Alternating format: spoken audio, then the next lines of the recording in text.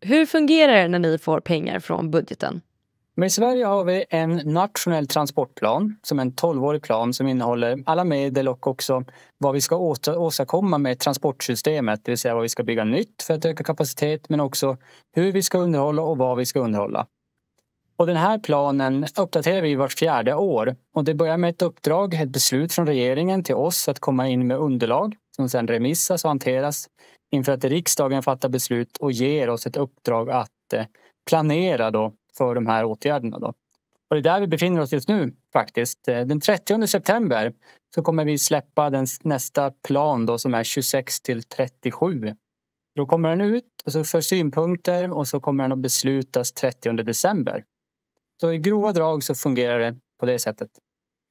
Och får ni alla pengar som ni behöver för att rusta upp järnvägen? Alltså historiskt sett så har vi inte fått medel, varken för att rusta upp järnvägen eller att ens hålla underhållet eller hålla anläggningen i den nivå som den är byggd för.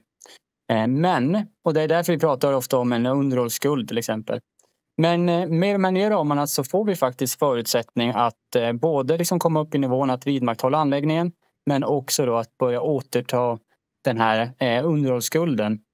Och i den här planen så kommer vi att kunna ta tillbaka ungefär 13% de här 12 åren av en underhållsskuld som är uppskattat till ungefär 90 miljarder. Men också jobba mot vårt mål som är att återta hela underhållsskulden och vara skuldfri 2050. Och det är ett mål som vi tillsammans, Trafikverket, har tagit fram med branschen då. De som vi jobbar tillsammans med i järnvägsbranschen. Så att det är ett stort åtagande som vi ska klara tillsammans. Hur går det med järnvägsunderhållet? Satsar vi järnet på järnvägen just nu? Vi satsar absolut järnet på järnvägen. Vi är i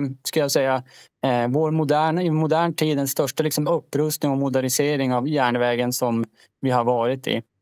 Och vi ser det framförallt genom alla åtgärder som sker ute i anläggningen.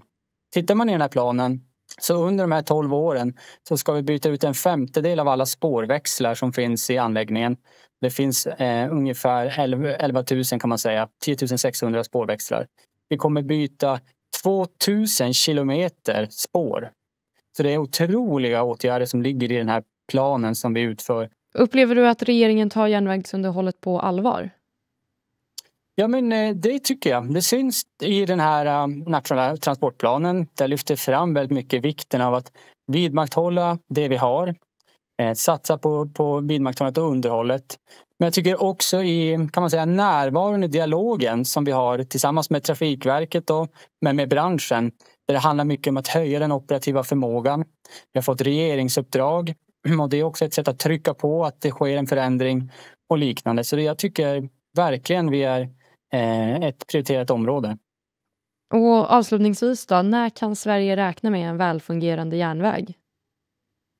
Alltså jag skulle säga att vi har en välfungerande järnväg redan. Vi ser att vi har haft en högre punktlighet den här sommaren än de tidigare 2 åren. Men man får räkna med att när vi nu gör den här enorma satsningen som vi ska göra på att höja robustheten i infrastrukturen så kommer vi också vara ute och jobba mycket i spåren. Och när vi jobbar ute mycket i spåren så påverkar det också trafiken. Dels i form av oplanerade störningar. Tyvärr kan det inträffa när man gör de här typen av arbeten. Men också på grund av att vi tar mycket kapacitet, alltså mycket tid i spåret. Då. Så att vi är i en upprustningsfas där vi balanserar mängden trafik med åtgärderna, allt för att höja robustheten. Så svaret på frågan är när? Jag tycker att man får varenda år kommer det bli bättre. Det ska jag säga. Och vi ligger redan i år då bättre än de senaste åren när man kollar till antalet fel eller kollar till hur punktligheten har sett ut till exempel i sommar. Och sen är det stora målet 2050 för att få bort all underhållsskuld.